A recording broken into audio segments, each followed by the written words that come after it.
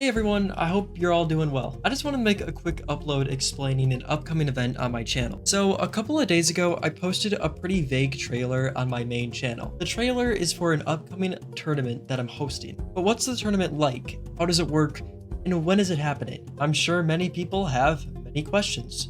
So I'll try to answer them all right now. First off, what is Lockout Bingo? I found out about Lockout Bingo through Captain Domo's Bingo Brawlers, which was a very similar tournament that he hosted for Elden Ring. So if you want to see something like my tournament, I would search that up. I will also put a bingo run that Domo and Aggie did in the description of this video, which I'd recommend watching if you're interested in this tournament. Lockout Bingo can be applied to almost any game. So here's how it works.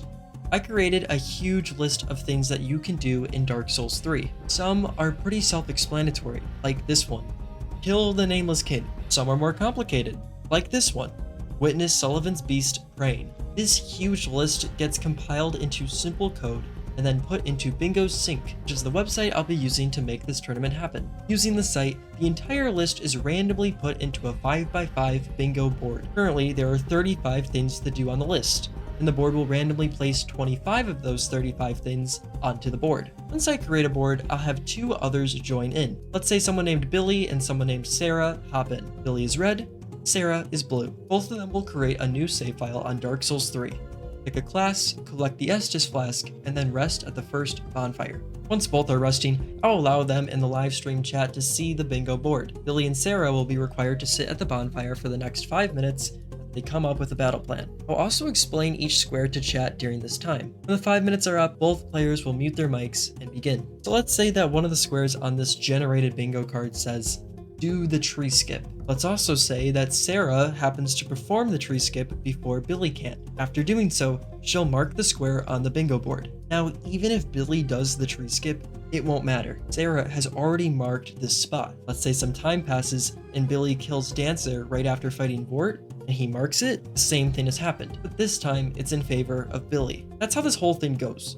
In order to win, a player must get a bingo. Whether it's 5 in a row sideways, up and down, or even diagonally, that player automatically wins, even if the other has more squares marked. This will force players to find synergy and strategy within the board. Boards are also going to be regenerated between every single match, keeping things interesting and spontaneous. You'll never see the same board twice. But what's the lockout part of this? Well, let's say that Billy has 4 squares in a row and is going for the 5th one. Sarah can still block him off if she does that last square first. Pretty cool, right? Well, there's another way of winning.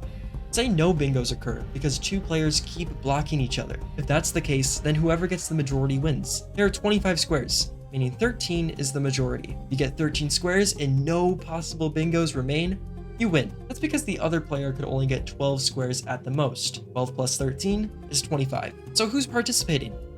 A unique thing that I'm implementing is smoke. Let me explain.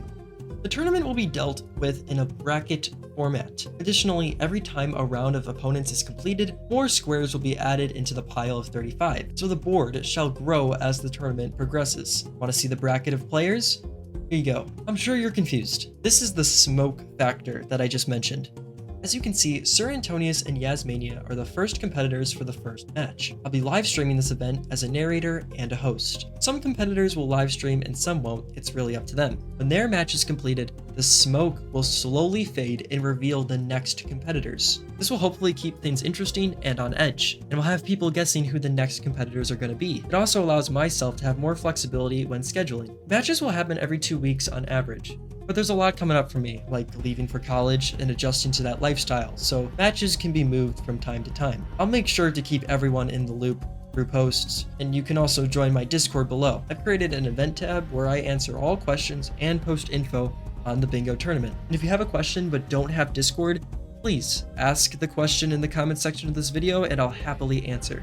Over the next couple of months, I hope this event brings excitement to you all, as that's what it's really all about. Also, I'm at 19.8k subscribers, so this is kind of my 20k special. I really hope to see you all in the live streams for this event, and I'll make a video on it too. The first event between Antonius and Yasmania is planned to be hosted this Saturday. Love you all, and I hope to see you there. Anyways, that's all I got.